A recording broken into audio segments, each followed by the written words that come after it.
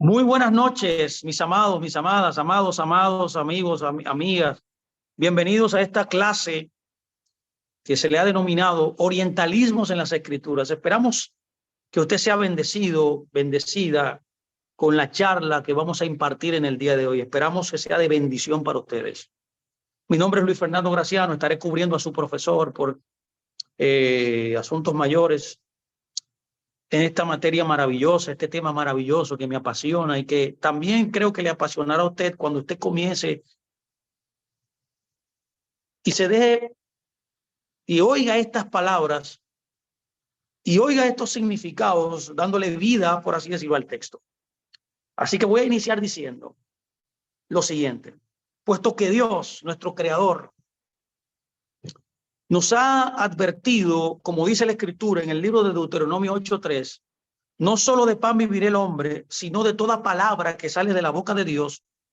Nos ha proporcionado las palabras inspiradas por Dios, por las que debemos vivir.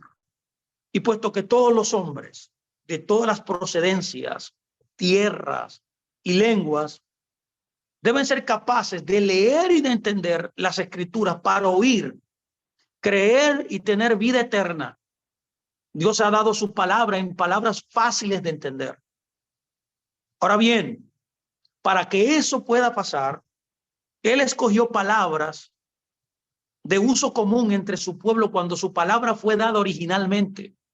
Dios le habló en términos que pudieran entender para que pudieran cumplir su voluntad.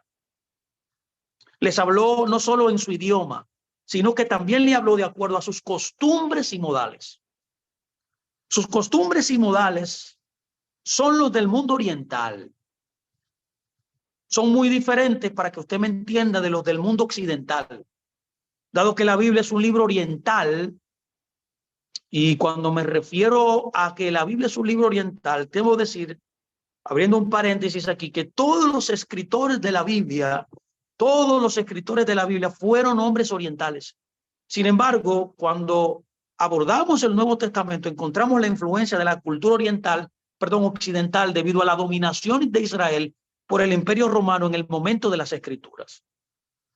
También debido a que el ministerio de la palabra se desplazó entre los gentiles en los países occidentales, dígase España, Italia, Grecia, y es necesario estudiar la influencia de los usos y costumbres occidentales en el contenido del Nuevo Testamento. Es por esa razón que el trabajo y la formación de esta charla de hoy se centrará principalmente no en el mundo occidental, sino en el mundo oriental. Y es esencial que todos entendamos esto, porque para cualquier comprensión inteligente, la misma de conocer las costumbres y las maneras de los mundos o de los pueblos occidentales que la escucharon originalmente. Si la revelación original ha de entenderse hoy, para la voluntad de Dios pueda cumplirse, entonces debe haber alguna manera de entender no solo el lenguaje de la inspiración original, sino también las costumbres y las maneras de la gente. Dios utilizó estas costumbres, estos usos a lo largo de su palabra para ilustrar, para iluminar y para comunicar su mensaje divino. Es por esa razón que muchos de estos usos y costumbres han sobrevivido todavía en el mundo oriental hasta el día de hoy.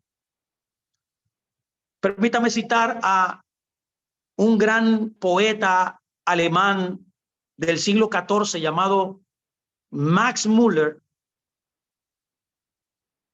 Perdón, no, este es un escritor contemporáneo, perdón, me confundí. Se llama Max Müller, que escribe sobre la gran herencia del mundo oriental en su libro, especialmente dirigido a la India, que se llama ¿Qué puede enseñarnos la India? Max Müller afirma lo siguiente, lo cito: sea cual sea la esfera de la mente humana que elijas para tu estudio especial, ya sea la lengua, la religión, la mitología o la filosofía, ya sean las leyes o las costumbres, el arte primitivo o la ciencia primitiva en todas partes, tienes que ir a la India, te guste o no, porque algunos de los materiales más valiosos y más instructivos de la historia de la humanidad, dice, se atesoran en la India, y solo en la India. Es interesante saber también, a modo de introducción en esta lección que vamos a aprender en el día de hoy, esta clase maravillosa, que el Oriente es una área geográfica que durante miles de años ha estado aislado, donde las costumbres y los modales de la gente se han conservado muy bien.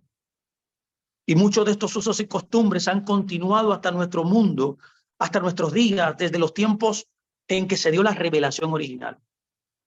Por esa razón debemos primero disipar qué se entiende por usos y costumbres, o más bien dicho, qué se entiende por orientalismo. Cuando nos referimos a orientalismo, cuando nos abstraemos en este concepto, es muy importante entender que los orientalismos o el término orientalismo es un término polisémico. En otras palabras, en lingüística se presenta este concepto de polisemia, se presenta cuando una palabra o un signo lingüístico tiene varias acepciones, que se usa tanto para designar estudios orientales, que es lo que estamos hoy tratando aquí, como también por describir un modo occidental de inferiorizar las culturas asiáticas con el fin de dominarlas o designar a la representación, ya sea la imitación o la mitificación de determinados aspectos de las culturas orientales en el occidente por parte de escritores, diseñadores y artistas occidentales que terminaron para convertirse en tópicos estereotipados. Ahora yo me voy a referir a la primera acepción, que es designar o acaparar los estudios orientales. Yo quiero tocar ese tema. Ahora bien, antes de esto, permítame traer un antecedente primero. El término se refiere orientalismo a lo que se refiere al oriente, o que procede del oriente, o que procede, como se le llama también, del este. Del este. El este es uno de los puntos, de los 4 puntos cardinales que existen, la perpendicular a la medida corta al oriente en los puntos este y oeste. También recibe el nombre de oriente o de levante. Ahora bien, oriente o oeste es contrario, o vamos a decir mejor, que hace un contraste con el occidente u oeste. Y a menudo se conoce como en Occidente como una forma de realismo radical. El término oriental entró en el idioma castellano que nosotros tenemos, procedentes del inglés y del francés, procedente de la palabra oriens. El concepto oriens se relaciona con varios significados.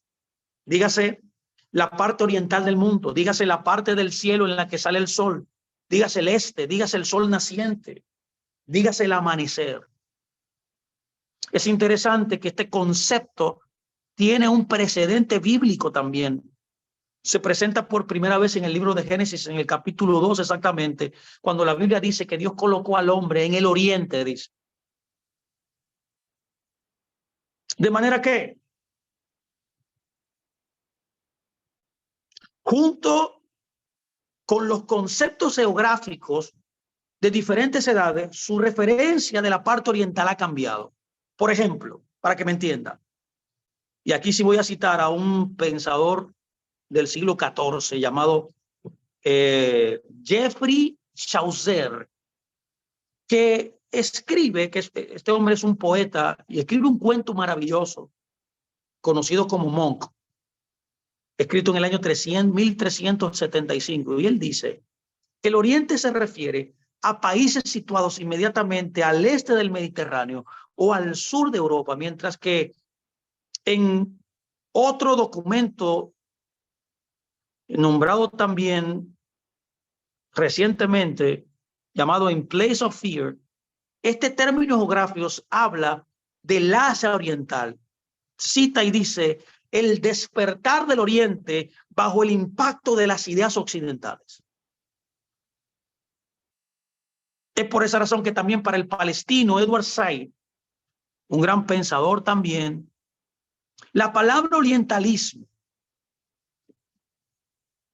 este hombre que fue un crítico literario, un crítico musical, expresa un modo occidental de inferiorizar a las culturas asiáticas que permite la dominación política, económica, cultural y social del occidente, no solo durante la época colonial, sino también en el tiempo presente. Es por esa razón que el término, como dije al principio, es un término polisémico, que el término orientalismo es ampliamente utilizado en el arte también para referirse a las obras de muchos artistas orientales, occidentales del siglo XIX también, que establecieron en su obra elementos orientales a menudo basados en sus viajes hacia el occidente,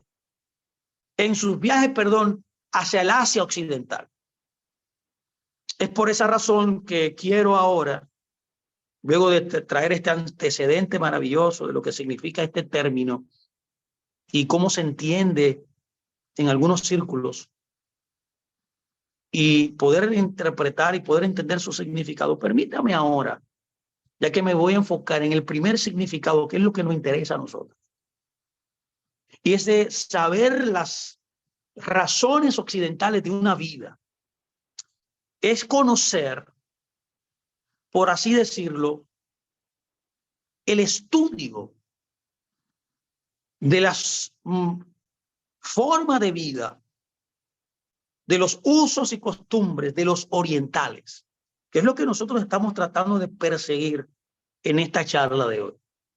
Y es por esa razón que voy a tocar algunas, no podré tocar tantos temas porque el tiempo siempre es corto, pero podemos entonces en otras ocasiones poder continuar con esta charla. Imagino que ustedes continuarán estudiando este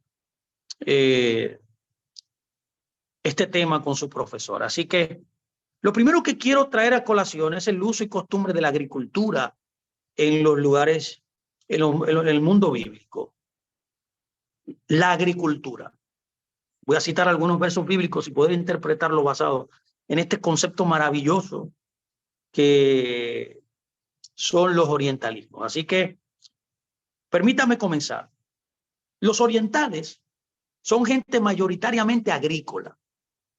Por eso entienden muchas figuras literarias, orientalismos, usos y costumbres relativos a la vida del campo en las escrituras, que pueden ser encontradas en las escrituras muy abundantemente.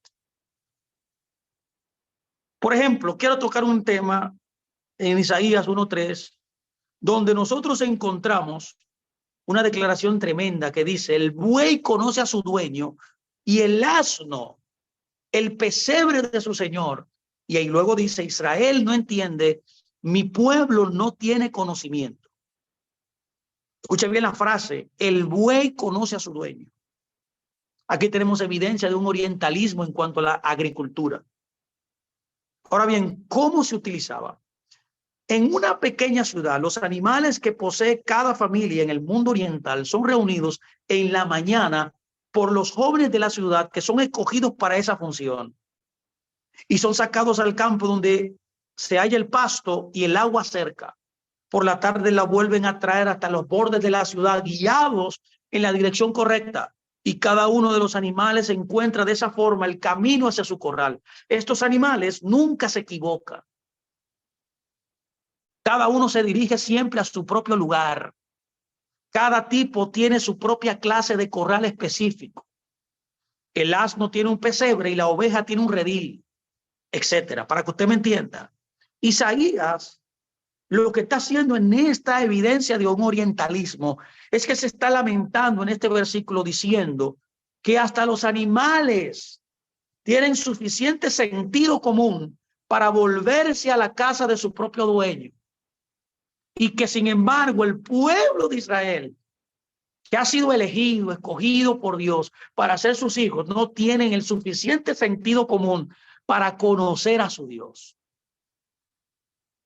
De igual manera, tenemos otra evidencia o figura literaria relacionada a la agricultura, en este caso al cultivo, que se encuentra en el libro de Jueces, capítulo 14, verso 18.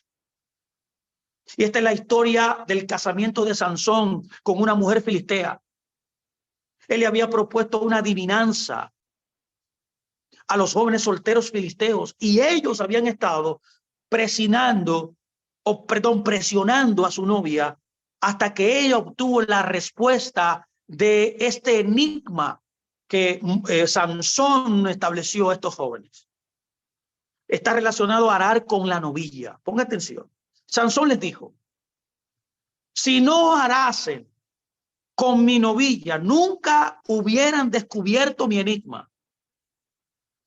¿Qué tenemos aquí de uso y costumbre aquí oriental? Los bueyes que se utilizan en el mundo oriental para labrar la tierra son mantenidos derechos, rectos en el surco con la punta de un aguijón, el cual se fija en la punta de una vara. Y por tanto, Sansón está diciendo que la novia fue aguijoneada por los jóvenes. Está usando este recurso, el maravilloso agrícola, para darnos el entendimiento de que la novia fue aguijonada por los jóvenes. Inmediatamente yo creo que debe saltar en su propia imaginación, en su consciente, lo que Pablo en una ocasión en el libro de los Hechos recibe del mismo Jesucristo, cuando Jesucristo le habla de dar cosas contra el aguijón. ¿Se acuerdan? Aquí está haciendo también un uso y costumbre oriental. Este mismo aguijón es utilizado, como dije en la frase que Jesús le dirige a Pablo cuando iba camino a Damasco. Él le dice: duras cosas de dar cosas contra el aguijón. ¿A qué se refiere? Bueno, a medida que el buey se encamina, como ya ustedes saben, derecho en su surco, no se le pica con el aguijón. Pero en cuanto comienza a él a desviarse del camino en el surco derecho que él tiene que hacer, en otras palabras, se desvía fuera de la línea recta, se le vuelve a enderezar picándole con el aguijón. Esto es lo que está diciendo aquí. Está usando este recurso oriental para dar una enseñanza muy profunda. En otras palabras, un buey joven al principio intenta siempre desobedecer al labrador. ¿Por qué? Porque la cultura y el uso en el momento bíblico en cuanto a la agricultura, en cuanto al arar la tierra, era que se colocaba en un fuelle,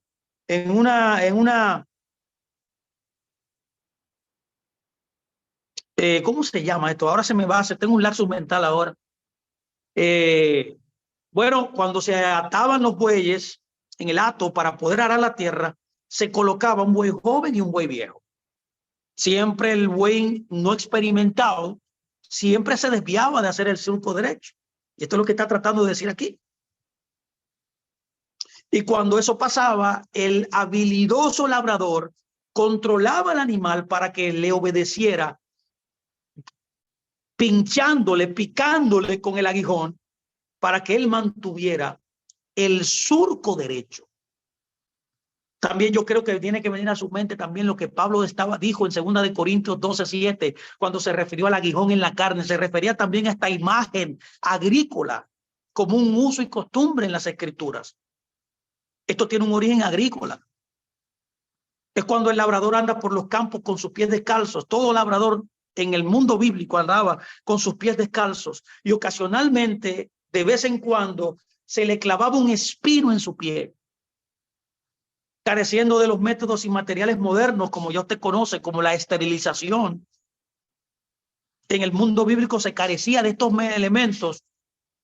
Era más seguro dejar el espino en el pie que quitárselo. Por esa razón él debía andar cojo, andaba cojo durante cerca de 2 semanas hasta que se le formara una capa dura de piel alrededor del espino, y entonces él pudiera retirarlo a salvo con un cuchillo o con algún objeto punzante. Cuando se utiliza como una figura literaria, como Pablo lo está utilizando aquí, sin embargo, el espino en la carne, o escucha bien, siempre en la escritura se refiere a personas irritantes y molestas. Y yo tengo claro que hay mucha gente que ha escrito y ha dicho, ha publicado muchas conjeturas acerca del espino en la carne de Pablo, tales como una falta de visión, una oftalmia que él tenía o alguna limitación del lenguaje. Pero siempre en el Oriente, esta frase, siempre en el Oriente se utilizó refiriéndose a personas.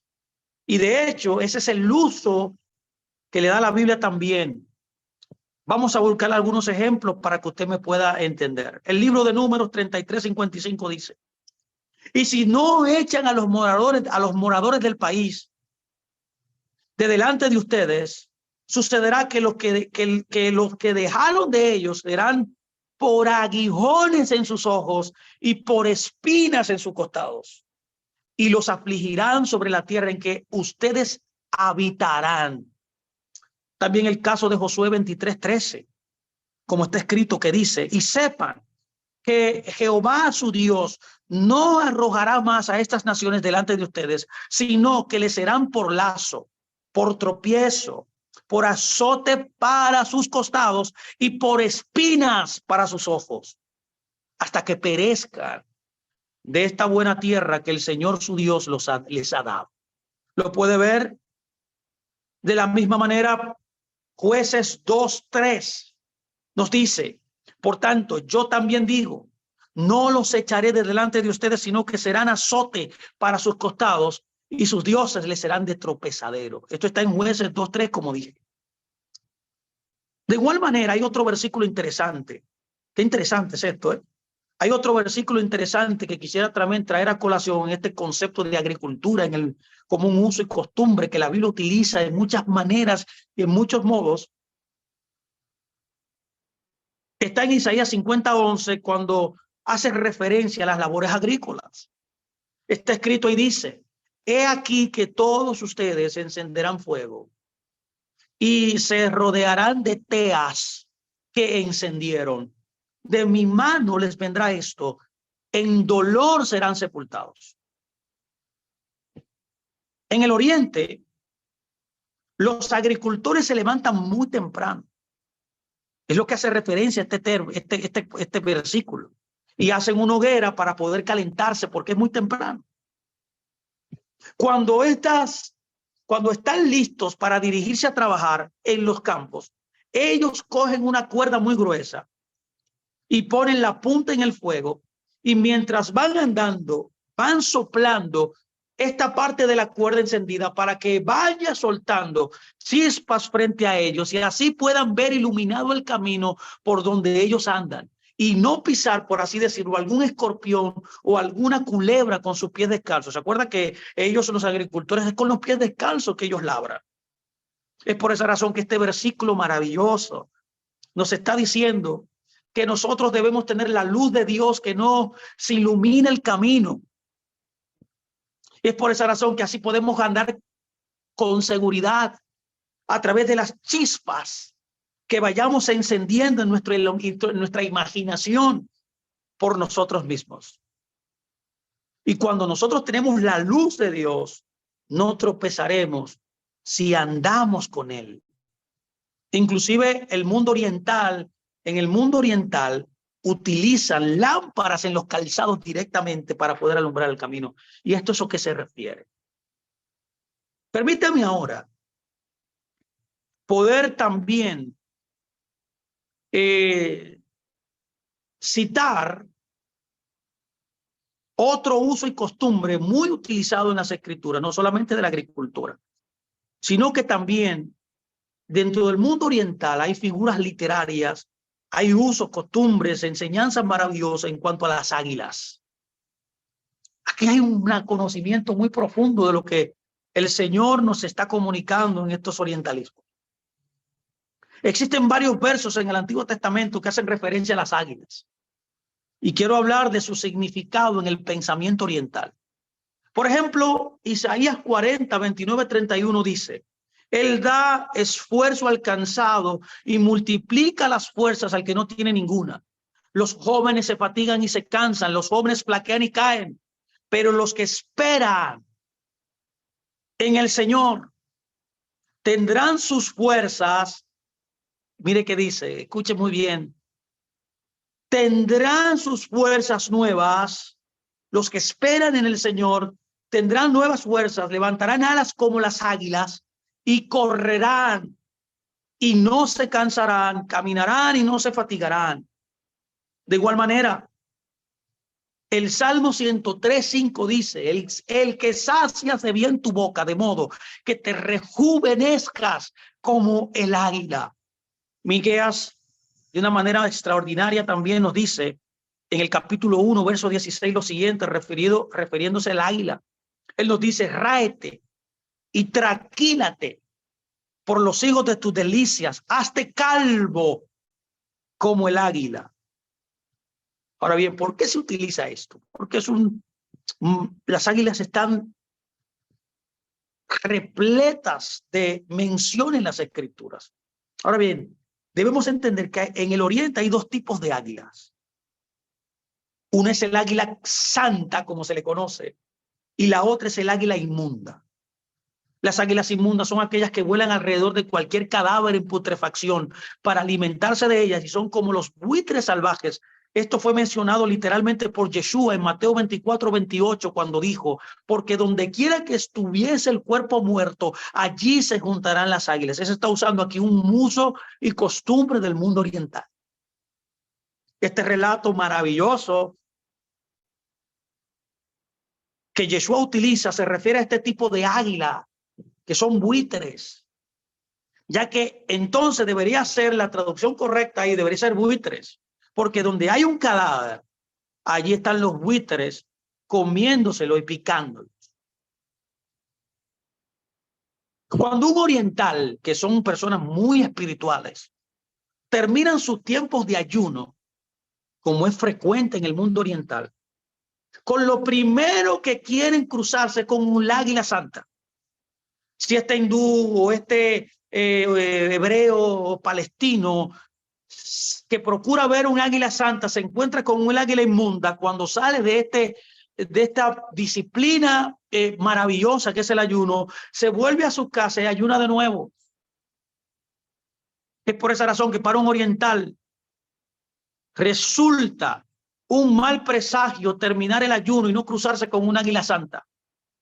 Esta águila inmunda son una tipología de creyentes carnales.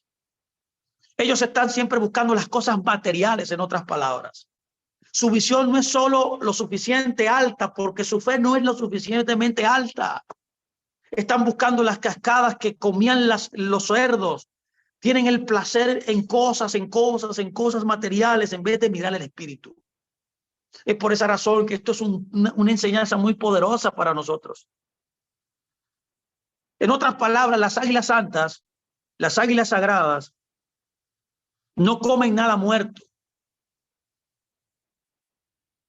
Es interesante también saber que las águilas construyen sus nidos en las cimas de los cocoteros, quizás a 80, 90 pies del suelo. Son como el pueblo de Dios. Son como los verdaderos creyentes que son salvos por la fe y caminan por fe. Son los creyentes cuya casa no está en este mundo, cuyo hogar está en el cielo. Somos solamente terrenales en cuerpo, pero estamos sentados en el trono del Espíritu. Es por esa razón que la Biblia dice en Efesios 2, 5, 6, y aún estando nosotros muertos en nuestros pecados, el Señor nos dio juntamente con el Mesías, por gracia sois salvos, y juntamente con él nos resucitó y asimismo nos hizo sentar en lugares celestiales en el Mesías. Ahora bien, las águilas sagradas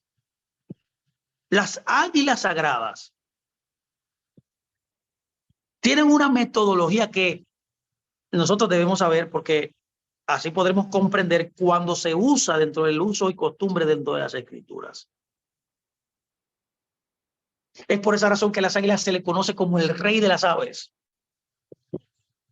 ya que una vez cada 5, 10 o 15 años, muchas personas eruditos difieren en cuanto al tiempo. Las águilas construyen un nido alto en el árbol en los cocoteros y luego se abandonan como nadadoras avanzadas en el agua. Por lo tanto, las águilas desde la parte superior de la palmera alta se sumergen en un lago, en un estanque, en un pozo o cualquier agua inmóvil. No vuelan, sino que se zambullen en el agua con las alas plagadas intactas sobre sus espaldas. Se abandonan y lo vemos caer en el agua. Y cuando suben han perdido cada una de sus plumas. Ellas flotan en el agua y las águilas se quedan varadas en el agua, incapaces de nadar y de volar. De alguna manera luchan y logran llegar a la orilla. Entonces la gente en el mundo oriental vienen y las alimentan, porque la gente oriental mira a estas águilas sagradas como que son los representantes de Dios. Se puede observar que en el mundo oriental nadie le hace daño a estas águilas, porque ellos consideran que estas águilas son seres celestiales. Y luego de 6 o 7 semanas sus nuevas plumas han crecido nuevamente y luego ellas con las alas renovadas vuelven a subir a los árboles donde tienen sus nidos. Y ahí nada puede detenerlas ya. Es por eso que el texto dice, que leímos al principio, los que esperan en el Señor renovarán sus fuerzas. Ya usted entiende a qué se refiere. Todas ellas subirán como las alas, como las águilas. Es esa águila que se ha renovado, es esa águila que se ha sumergido en el agua, que ha perdido todo su plumaje y luego emerge y luego de una semana se renuevan sus alas. Estas águilas pierden sus alas, entonces luego esperan, ellas pierden sus antiguas pulas, sus antiguas plumas, que tienen un significado interesante para el creyente que somos todos nosotros, es la negatividad, que son las limitaciones. Es interesante este uso y costumbre en las escrituras. Por eso las águilas tienen mejor sentido que nosotros. Las águilas se renuevan y las águilas comienzan, incluso muchas de ellas también al renovarse, comienzan a chocar con las rocas y se desprenden el pico también. Y es ahí donde cuando pierden el pico, tienen un tiempo también de restauración en un nuevo pico para que ellas puedan seguir alimentándose y seguir alimentando a sus polluelos. Es una gran imagen del uso y costumbre del águila en el mundo bíblico. Así que permítame también continuar con otro tema interesante para que usted pueda ver la maravillosa enseñanza de la Biblia nos tiene acerca de los hebraísmos. Qué interesante es esto. Permítame entonces también buscar otro uso y costumbre muy usado en la Biblia, que son los 3 tipos de justicia que existen en el mundo oriental. En el mundo oriental existen 3 tipos de justicia. En los países occidentales hay 3 tipos de justicia disponibles. ¿Cuáles son, Fernando? Explícame esto. Bueno, permítame enumerarla. Y usted va a hacer sentido a lo que la Biblia dice cuando usted comience a entender el uso y costumbre del mundo bíblico en cuanto a la justicia. En el oriente, número 1, están los jueces.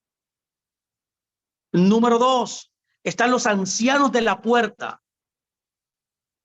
Y número 3, está el hombre del día, como se conoce. Permítame ir enumerando explicando el contenido de cada uno de ellos en el mundo bíblico. Este concepto de la justicia es muy usada como un uso y costumbre en el mundo bíblico. En cuanto a los jueces, dado que no hay divorcio y muy poca delincuencia juvenil, En el mundo oriental, los jueces que son nombrados por el gobierno federal están ubicados en toda la tierra en lugares muy separados. Ellos mantienen y manejan los casos mayores. Este tipo de juez es mencionado por nuestro propio Salvador en Mateo 5:25, cuando él dijo: ponte de acuerdo con tu adversario pronto, entre tanto que estás con él en el camino. No sea que el adversario te entregue al juez, ¿vio? Y el juez al alguacil y se ha echado a la cárcel. Aquí está haciendo una referencia al hecho de que ya que los tribunales están muy separados, uno normalmente debe viajar muchos kilómetros para llegar a esos juzgados.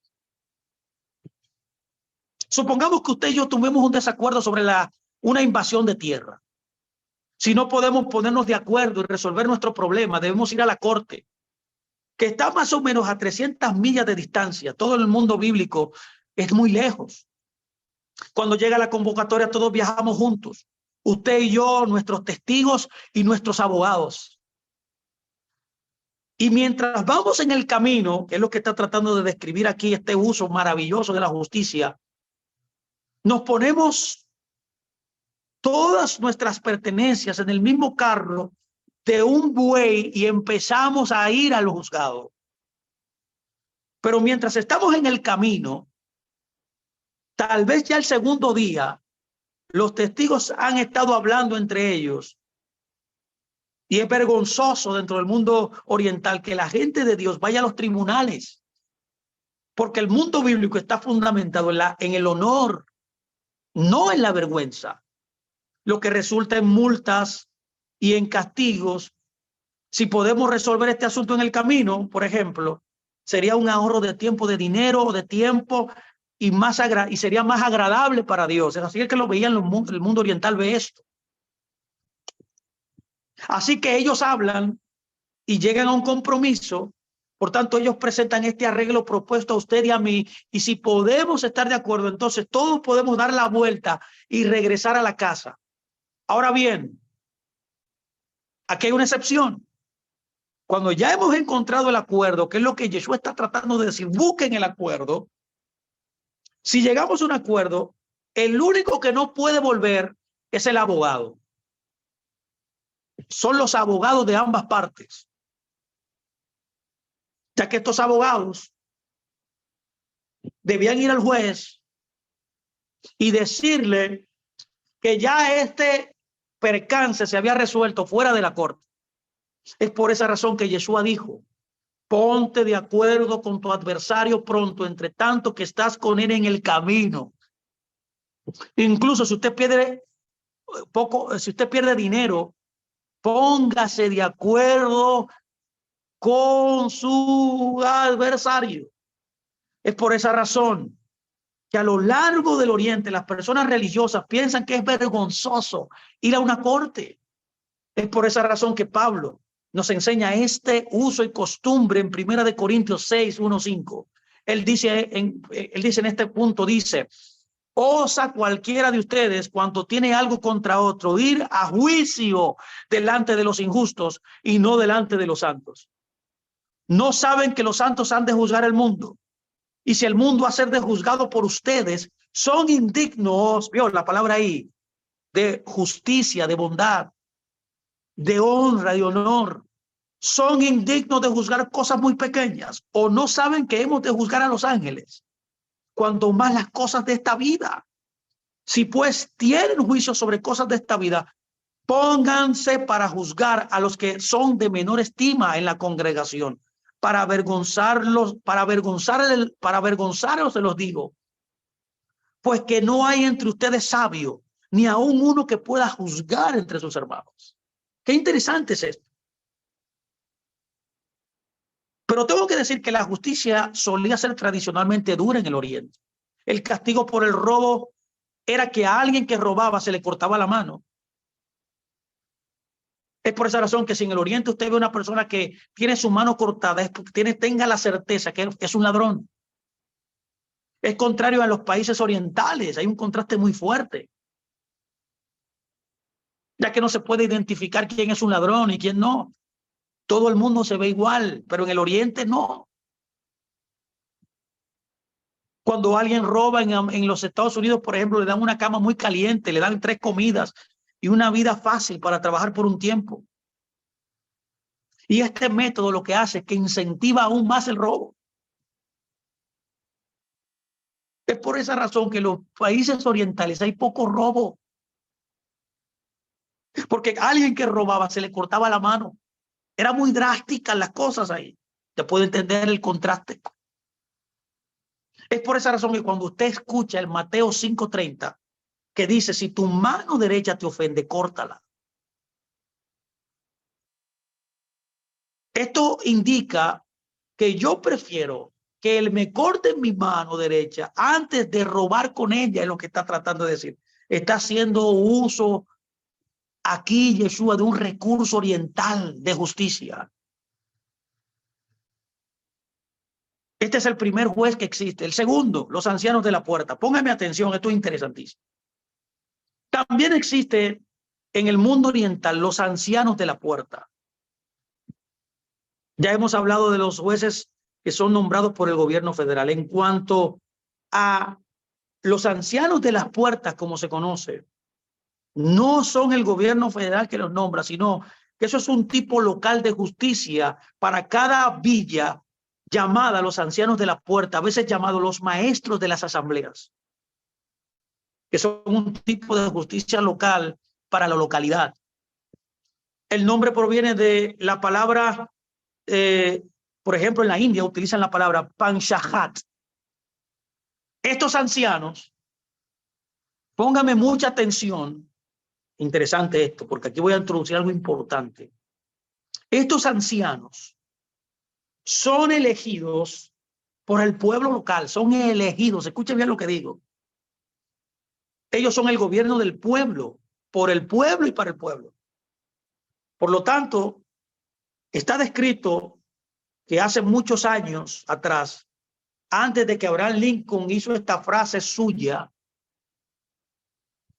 y antes que los académicos estadounidenses la usaran también, ya eso se usaba en el Oriente. Ellos se sentaban en juicio, este grupo de ancianos en la puerta, donde legislaban las faltas menores que pudieran surgir. Por ejemplo, en Eclesiastés 12:11 hace una frase que se refiere a este tipo de justicia. Ahí nos dice que las palabras de los sabios son como aguijones y como clavos hinchados por los que los maestros de las asambleas, los cuales son dadas por un pastor. Aquí la palabra de sabio se refiere siempre a la palabra de Dios. Los orientales dicen que solo hay una que es omnisapiente, que es la palabra de Dios. Los aguijones son los clavos hinchados en el extremo del palo, bueno, que describimos anteriormente, que es un caso agrícola dentro de un uso y costumbre en el Oriente, los cuales se utiliza para el que ara utiliza para corregir a los bueyes. ¿Se acuerda que los bueyes debían caminar el camino recto? Cuando se desviaban, se le daba con el aguijón para que cogieran el camino correcto. De manera que estos clavos hinchados por los maestros de las asambleas o estos jueces locales, los ancianos de la puerta, deben ser lanzas. Los clavos van como los aguijones en la traducción que leímos. Los objetivos sujetos por el maestro en las asambleas son lanzas. Cuando el lugar es construido para que los ancianos se sienten en juicio, la zona está rodeada por una línea de lanzas verticales que son el símbolo tradicional de la justicia. Eso pasa en esos países. Estas lanzas se ponen en el lugar de juicio por los pastores alrededor. Y ningún pastor puede llevar más de 1 o 2 lanzas, de modo que todos ellos, mis amados, estén representados en el lugar de justicia. En otras palabras, este verso está diciendo, sin embargo, que la palabra de Dios actúa como una corrección para nosotros y su justicia y la justicia son puestas a nuestra disposición a través de un solo pastor. Este pastor se llama el Mesías, Cristo, que es el buen pastor a través del cual la justicia de Dios viene a todos nosotros. Es por esa razón que cuando las quejas son traídas a los ancianos de la puerta, el nombre del infractor, mira qué pasa. El nombre del infractor se coloca en la parte superior de un anuncio y su infracción, escuche bien, lo que cometió o el monto de la deuda que tiene, si tiene una deuda delincuencial, es escrita debajo y esta se coloca a las puertas de las villas para que todo el que pase por la puerta la pueda leer. Y cuando la deuda es pagada o el mal de alguna forma se hizo correcto, la página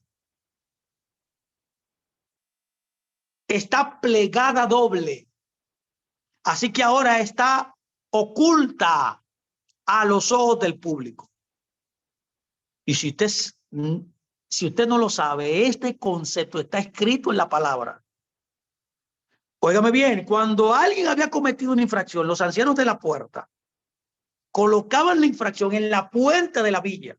Así que todo el mundo sabía que el que había cometido la infracción era tal persona. Eso era motivo para que él se arrepintiera, para que él viera que fallar en el mundo oriental era una señal de vergüenza. Qué tremendo es esto. Esto era publicado doblemente. Ahora bien, cuando esa deuda se pagaba, esa infracción era sanada, se doblaba y se cubría y ya no se veía la infracción ni el nombre de la persona que lo había cometido. Eso está escrito en la Biblia, mis amados. Está escrito en Isaías 42 que dice que doble ha recibido de la mano del Señor por todos sus pecados. Esto es una referencia directa a esta justicia. No es una medida doble como algunos han pensado, sino que está doblada por la mitad, oculta, ya la deuda perdonada como la notificación a las puertas de las aldeas, de las villas orientales, cuando está plagada doble. Cuando está plagada doble es que ya se te ha perdonado la deuda. Y el último tipo de justicia que existe, que es mencionado abundantemente en las escrituras, es el árbitro. Es el árbitro, mis amados. Es esa persona que se llama también el hombre del día.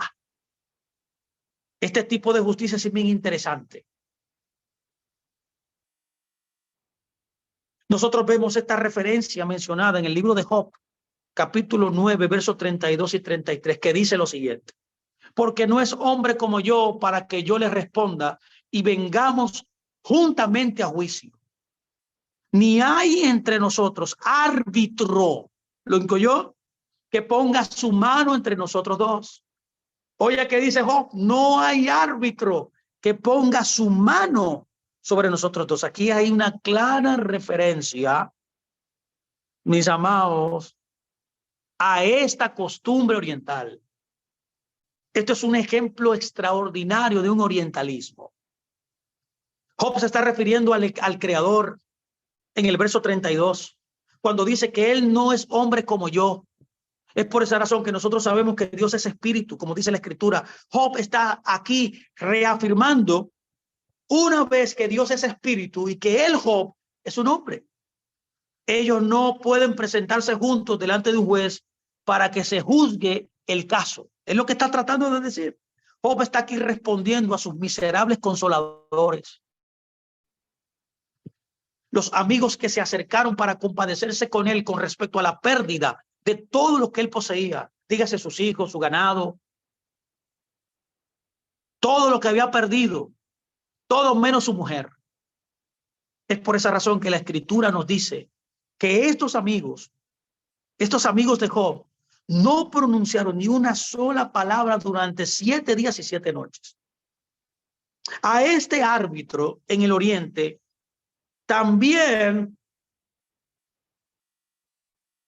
se le conoce como el iluminado, se le conoce.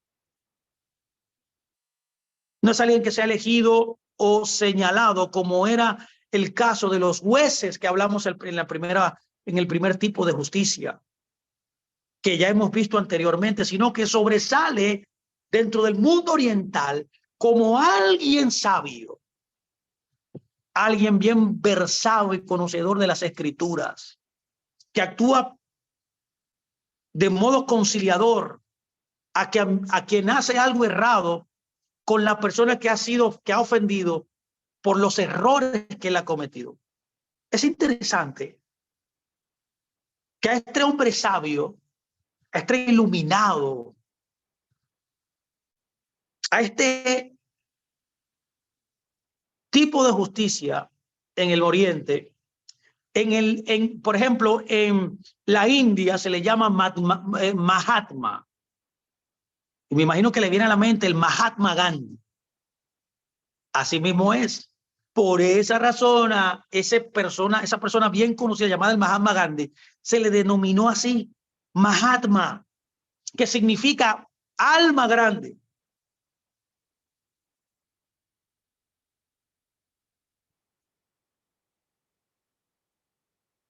Ahora bien, permítame traer un ejemplo de cómo un árbitro opera su justicia. Tomemos un ejemplo de dos jóvenes. Llamémosle Juan y Jorge. Juan le debe dinero a Jorge y se niega a pagarlo. Finalmente, Jorge se enoja con él y lo golpea en la nariz. Ahora los padres de los dos chicos se preocupan por el asunto. Ellos dicen, ustedes son dos jóvenes que no pueden estar peleando, no pueden seguir así. Hay que hacer algo al respecto. Y entonces en ese caso dicen, vengan, busquemos el árbitro. Todos, Juan y Jorge, con sus padres, van a la casa del árbitro, que generalmente en el mundo oriental es un hombre rico, con un hogar muy cómodo, grande, conveniente, apropiado para recibir tal grupo de huéspedes. Todos ellos vienen a la casa del árbitro, los dos niños, los dos jóvenes, sus padres, quizás otros parientes, así se hace en el Oriente, sus amigos, que podrían estar preocupados por la situación que se ha presentado. Tocan a la puerta y ellos dicen, y el árbitro que está ahí dice, vengan. Ellos entran y el árbitro le pregunta, ¿le gustaría tomar algo esta mañana? ¿Le puedo brindar leche de coco, por ejemplo? Es muy usual en el Oriente. Él no pregunta quiénes son. Él no pregunta si pertenecen a una congregación específica o algo así. Él no dice, ¿puedo hacer algo por ustedes? No, no pregunta eso. Tampoco mira a través de una pequeña ventana como lo hacen en Inglaterra, por ejemplo, para ver quién es antes de entrar a la puerta. No, no, el árbitro inmediatamente ve que hay personas en su puerta, él sabe lo que está sucediendo. Él inmediatamente le dice, entren. El árbitro llama a quien quiera que esté llamando en la entrada. La costumbre oriental es hospedar a las personas que van. Así que beben algo, luego se sientan y ahí el árbitro espera hasta que le digan por qué razón están allí.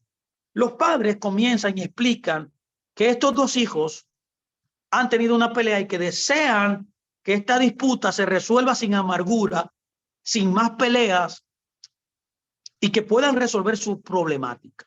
El árbitro se sienta en una mesa y extiende varios libros de la escritura delante de él.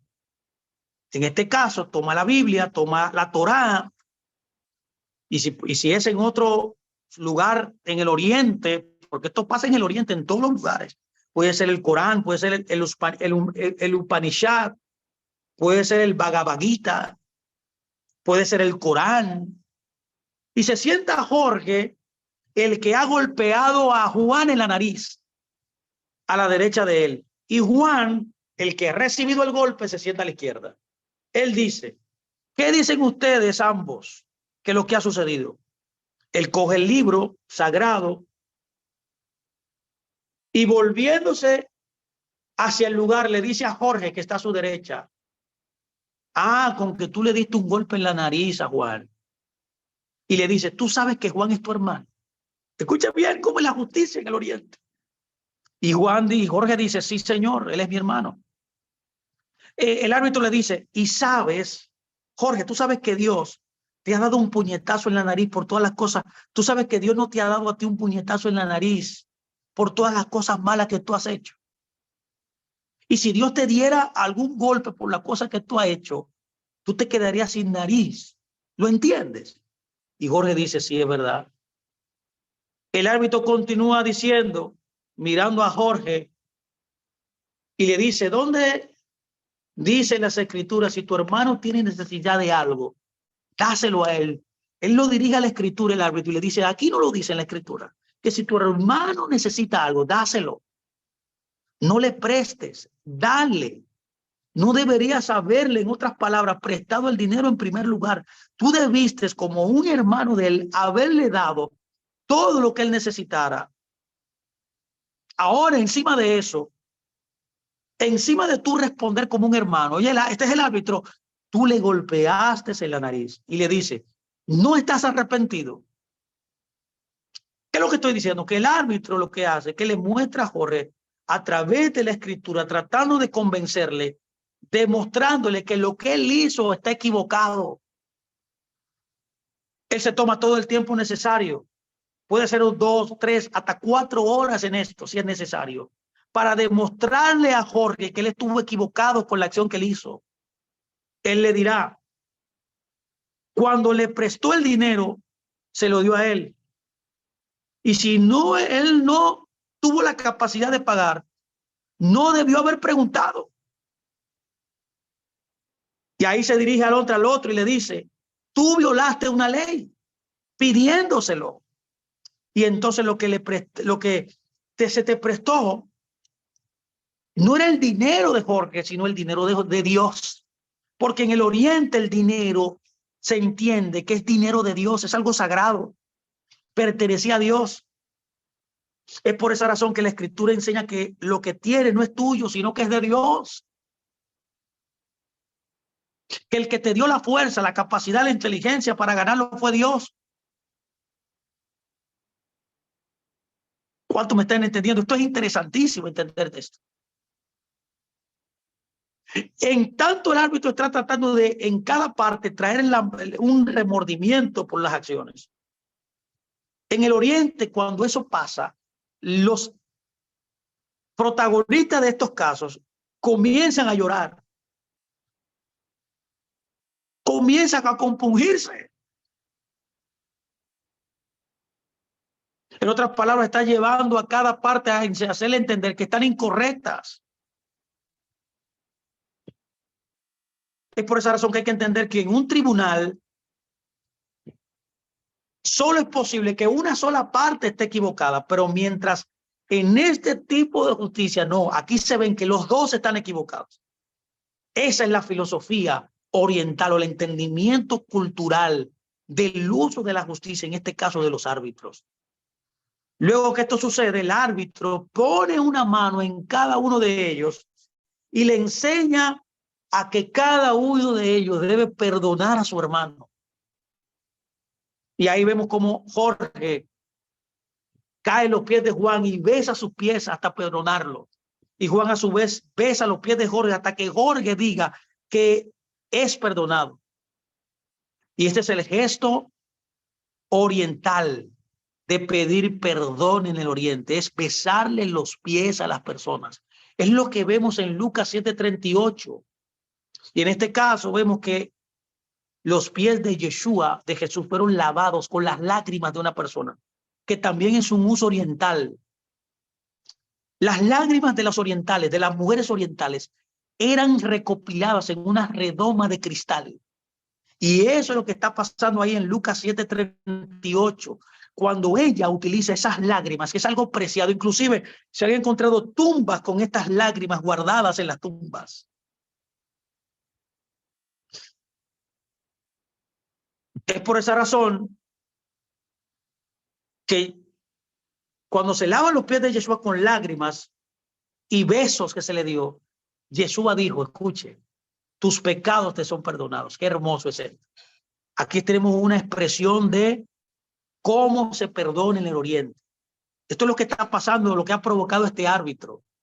Una expresión oriental no solo de confesión de culpa, sino también de voluntad de reconciliación.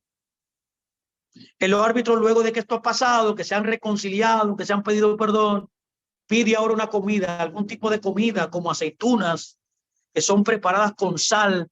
Y estos dos jóvenes ahora mojan su mano en el plato y declaran: en nombre de la sal, prometo que jamás recordaré el odio y la amargura que tenía en mi corazón con respecto a este asunto.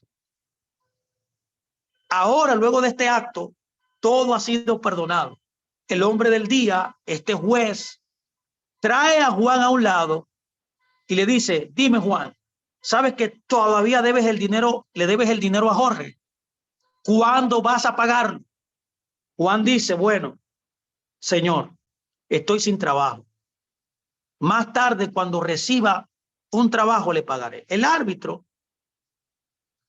hace también lo siguiente. En el oriente, ese árbitro entra su mano en el bolsillo y le entrega a Juan el dinero. Aquí él dice: le pagas a Jorge su dinero con esto, pero no tienes que devolvérmelo, porque te lo regalo. Ahora no le debes ni a Jorge, ni a mí, ni a nadie. Vete en paz. Esto es un ejemplo fidedigno del uso y costumbre de la justicia en el mundo oriental. A esto nos referimos, mi amado, cuando hablamos de orientalismos. Ahora bien, yo sé que el tiempo avanza, la charla se está extendiendo. Me gustaría, no sé qué puedo yo, a modo de terminar esta charla de hoy, buscar otro uso y costumbre importante que pudiera traer información poderosa. Bueno, yo creo que hay uno importante que puedo compartir con todos ustedes. Está en Isaías 55:1. Es el caso que dice, esto es interesante, men. Esto es interesante, amado, hermana. Esto me apasiona esto. Es cuando Isaías 55:1 dice: compren sin dinero. Esto es una referencia a un uso y costumbre oriental. La Biblia dice: a todos los sedientos, oh hermosísimo, vengan a las aguas. Y los que no tienen dinero, vengan, compren y coman. Vengan, compren sin dinero y sin precio vino y leche. Esto es un ejemplo fidedigno de un modismo, de un uso y costumbre oriental. Un uso y costumbre oriental en ocasiones muy especiales en el occidente, en el oriente. Y es cuando alguien cumple años, o cuando alguien se casa, por ejemplo. En el mundo occidental, cuando algún individuo celebra su cumpleaños, recibe regalos. Pero en el mundo oriental no. Es al revés. Cuando alguien cumple años o se casa, por ejemplo, en el oriente, el que regala es él. Para uno de los elementos más importantes que se puede regalar en el oriente y que la Biblia lo habla, es algo que tenga que ver con agua. El donante se prepara mentalmente para donar lo que va a donar. Y luego lo que hace es que va a una plaza de mercado, puede comprar agua, vino, leche, con el dinero que él se determinó donar para celebrar su cumpleaños o para celebrar la boda que él está celebrando. Es por eso que usted puede ver que en el oriente los mercaderes de repente, cuando están vendiendo algún artículo, cambian su modo de vender diciendo: ven, compra y bebe. O también dicen: ven, compren agua, vengan, compren vino y leche sin dinero y sin precio. Es a esto que se refiere Isaías 55. Esto indica que una persona está celebrando una ocasión especial y que el comerciante ha sido el beneficiario de este regalo que va a ser este hombre, que va a ser el distribuidor de este regalo. Es por esa razón que el refresco, el agua o el vino o la leche no tiene ningún costo, porque ha habido alguien que en esa ocasión especial de su vida ha regalado, ha comprado todo el agua o todo el vino o toda la leche de ese comerciante. Y luego de que se llena el contenedor de cada persona que oyó el mensaje, ya entendió, porque eso es parte del mundo oriental. Lo que hace el individuo que es beneficiado con el agua, el vino, la leche, es que al donante que está ahí también esperando ver a quién se le da, solamente dice gracias, Señor, por pagar el precio. Esto es tremendo. Espiritualmente hablando, se refiere a nuestro Salvador. Jesús vino a pagar la sed espiritual cuando pagó el precio por nuestra salvación. Y a esto creo que es lo que se refiere Isaías. ¿Lo puede entender? Es por esa razón que usted debe leer cuando lee Mateo 10:42 que dice, y cualquiera que dé a uno de estos pequeños un vaso de agua fría solamente, por cuanto es discípulo, de cierto les digo, de verdad les digo, que no perderá su recompensa. Está haciendo también referencia a esta costumbre. Qué interesante es esto. Así que permítame, yo sé que puedo hablar muchas otras cosas, pero yo sé que el tiempo ha avanzado. Puedo referirme a tantas cosas como los pastores, los sacrificios, las arboledas, los terrados, el pacto de sal. Puedo hablar también de las osos. Puedo hablar también de la luz de Dios, de la mayordomía. Puedo hablar también de las montañas sagradas, de la mente renovada.